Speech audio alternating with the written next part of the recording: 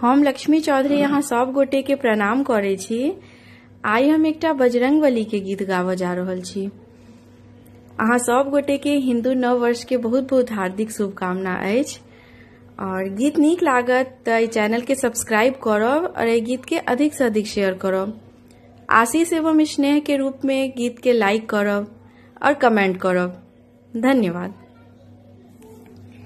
वीर बलि बजरंगी बरियार छै गे बहिना, राम के सेवक दीन दयाल।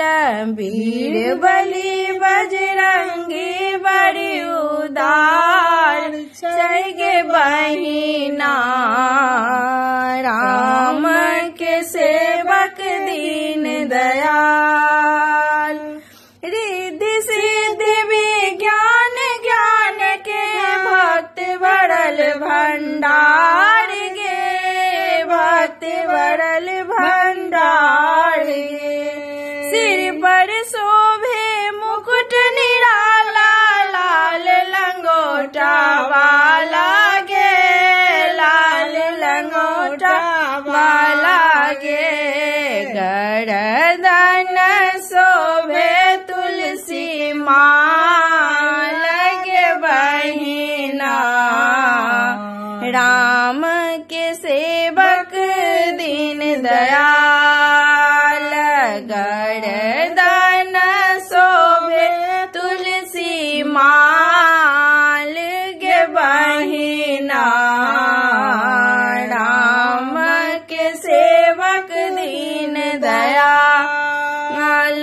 वीर बलि बजरंगी बड़ उदार छै गे बहिना, राम के सेवक दीन दयाल।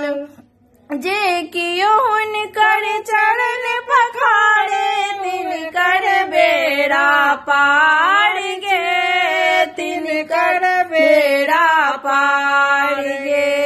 लाए सजीवन लखन जियावे, प्राण के रखवार गे, प्राण के रखवार गे।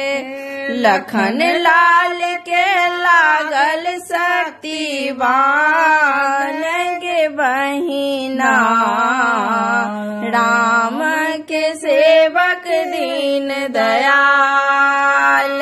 लखन लाल के लागल शक्तिवान गे बहिना, राम के सेवक दीन दयाल।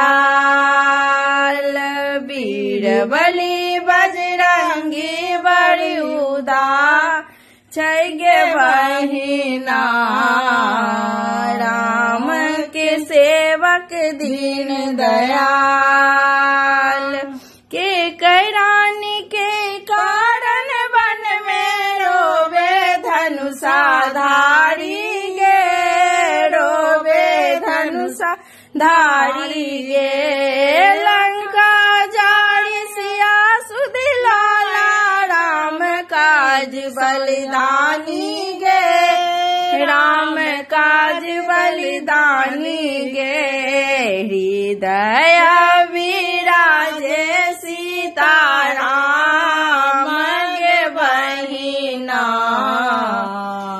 दुखिया के करई छै निहाल। हृदय विराजे सीता राम गे बहिना, राम